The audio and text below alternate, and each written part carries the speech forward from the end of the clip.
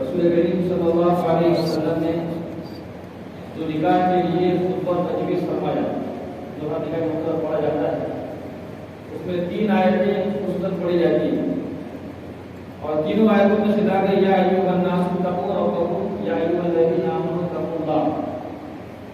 تینوں کی آیتیں شروع ہو رہی ہے کہ اے لوگوں ڈرو اللہ سے۔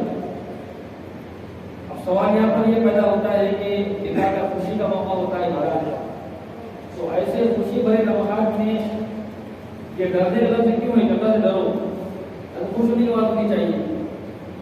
تو علماء کرام فرماتے ہیں کہ لڑکا اور لڑکی 3 مرتبہ، ایک مرتبہ کہتے ہیں مجھے قبول ہے، مجھے قبول ہے، اور ان کے ایجاب اور قبول سے نکاح ہو جاتا ہے۔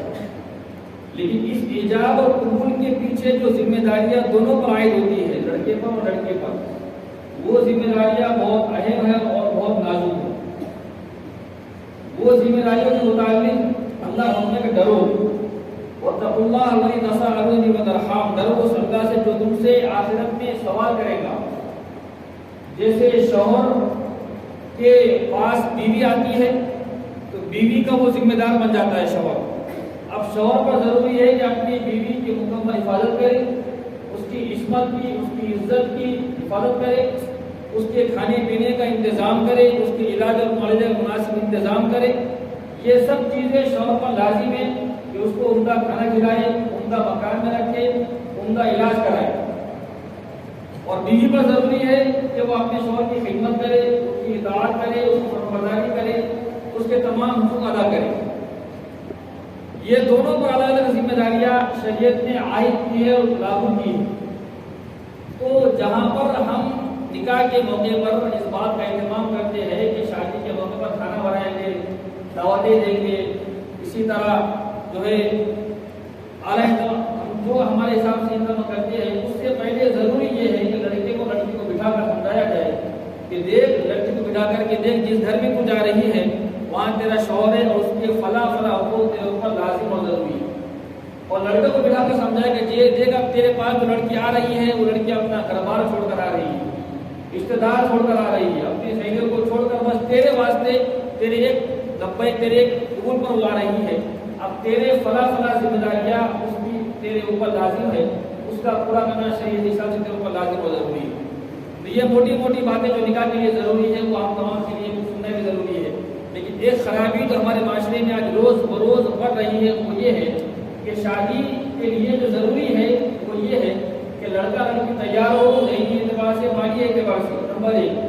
نمبر 2، لڑکا اپنا مہر طے کرے اور مہر نقد طے کرے، مہر طے کرے اور مہر نقد طے کرے، یہ ضروری ہے نکاح کے اندر۔ اسی طرح مہر کے بعد ہے کہ خطبہ نکاح پڑھا جاتا ہے، یہ مسنون ہے۔ یہ چند چیزیں مہر نکاح کے لیے ضروری ہے جس کو شریعت نے فرض قرار دیا اور واجب و سنت قرار دیا۔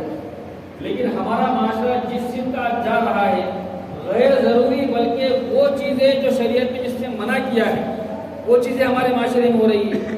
بعض جگہ پر دیکھا جا رہا ہے کہ شادی سے 1 رات قبل ڈی جے بجایا جا رہا ہے۔ ڈی جے بجانا کیا شریعت نے اس کو فرض قرار دیا ہے کہ واجب قرار دیا ہے؟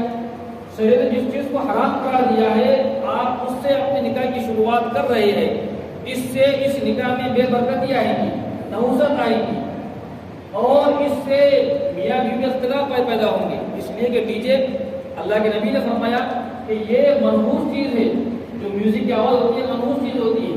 لیکن ہمارے نوجوان معاشرے کے بچے ہو جا رہا ہے کہ شادی سے 1 رات قبل ڈی جے بجاتے ہیں۔ یہ بہت بڑی نحوست کی بات ہے۔